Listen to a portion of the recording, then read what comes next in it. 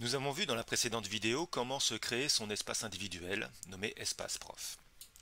C'est nécessaire pour pouvoir profiter des ressources, des services studio qui se situent sous chacune des ressources et du média. Je répète que sous chacune de ces ressources, vous avez ce bouton là, enfin cette zone studio avec ces trois boutons, favoris, capture vidéo et partager.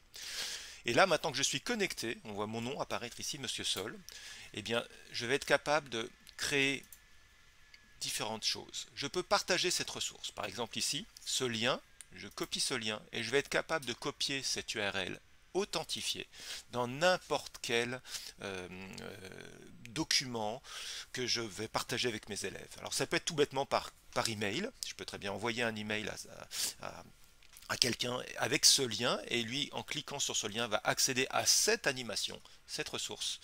Il va pouvoir jouer avec exactement comme s'il était identifié avec votre compte, le compte de Monsieur Sol. Je répète, il ne va pas avoir besoin d'utiliser un identifiant.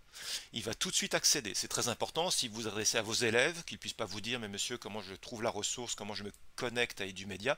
Eh bien, il n'aura pas à chercher la ressource, puisque le lien c'est pour cette ressource, et il n'aura pas à se connecter, puisque dans le lien, il y a les identifiants de connexion. Alors j'insiste bien, c'est dans ce bouton partager que vous devez utiliser le bouton copier, et non pas aller chercher, vous savez, l'URL qui se trouve dans votre barre d'adresse, là, qui n'est pas capturée ici, mais cette URL là-haut n'est pas authentifiée. Et donc l'élève, au bout de quelques secondes, se retrouvera bloqué. Donc c'est ce bouton partager qu'il faut utiliser. Vous avez d'autres moyens. Imaginons que vous êtes dans votre classe, les élèves ont un téléphone intelligent ou une tablette. Ils peuvent scanner ce QR code et de la même manière, ils vont arriver directement sur cette animation. Dernière possibilité, c'est le lien d'intégration iframe, un lien embed.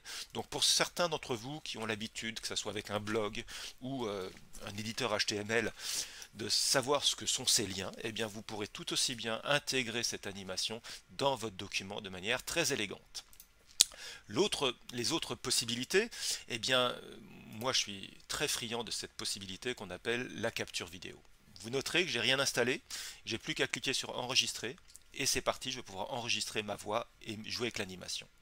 Donc chers élèves, je suis avec vous devant mon écran et je suis en train de manipuler cette charge électrique positive au voisinage d'une charge électrique négative. Et si je lâche cette charge, effectivement, je visualise la force d'attraction. Ce que je veux que vous reteniez, c'est que si jamais je donnais une certaine vitesse initiale à ma particule, à ma charge positive, à ce moment-là, j'ai toujours cette force centrale électrostatique d'attraction, mais j'observe à ce moment-là une trajectoire qui est beaucoup plus représentative et générale des champs newtoniens. Ça s'appelle une trajectoire en ellipse, et on pourra faire le parallèle avec la gravitation plus tard. Je viens de réaliser cette capsule vidéo, je peux la réécouter, je vais entendre à nouveau ma voix, je vais voir comment ça a été enregistré. Je vais être capable de la supprimer pour la refaire si elle ne me plaît pas. Sinon, je vais l'enregistrer et dès que je vais enregistrer cette vidéo de test, je peux même rajouter des tags, je vais cliquer sur valider et elle va être encodée pour pouvoir être lisible sur tous les supports de ma classe. Donc là, j'arrive dans un dossier où j'ai mis toutes mes captures, j'en ai déjà fait beaucoup, et si je clique sur test, je vais pouvoir réutiliser cette animation, je vais pouvoir la voir plein écran dans ma classe si je le souhaite, mais surtout, je vais pouvoir la partager exactement comme je vous l'ai montré avec une ressource et du média. Mais sauf que là, c'est votre ressource, mais j'ai exactement les mêmes options. Si je prends ce lien et que je le copie dans mon ENT, sur mon blog ou quoi que ce soit, dans un PowerPoint, un élève qui va cliquer sur ce lien va directement arriver sur la vidéo que je lui ai préparée. Je peux ensuite utiliser un autre bouton. Donc alors je vais revenir en arrière. Je reviens par exemple sur cette animation. Ça pourrait être n'importe quelle animation. Et j'ai un bouton favori. Et à ce moment-là, si je clique sur favori, je vais être capable de dire, tiens, je vais placer cette ressource dans un document. En l'occurrence, je vais prendre un document qui s'appelle, je vais en créer un nouveau, créer, je vais l'appeler électrostatique. Et à ce moment-là, j'ai créé un document, je peux y aller et je vais tout de suite retrouver cette ressource Alors ce qu'il y a de bien avec ces documents, c'est que c'est non seulement des favoris pour me permettre de retrouver rapidement, mais surtout, imaginons que je vais y mettre d'autres ressources. Donc je vais aller justement en physique, électricité et magnétisme, je vais aller en électricité, et là toujours sur les champs électriques, hop, cette animation elle m'intéresse, champ électrique et potentiel, je clique sur favoris et je la mets tout de suite elle aussi dans électrostatique.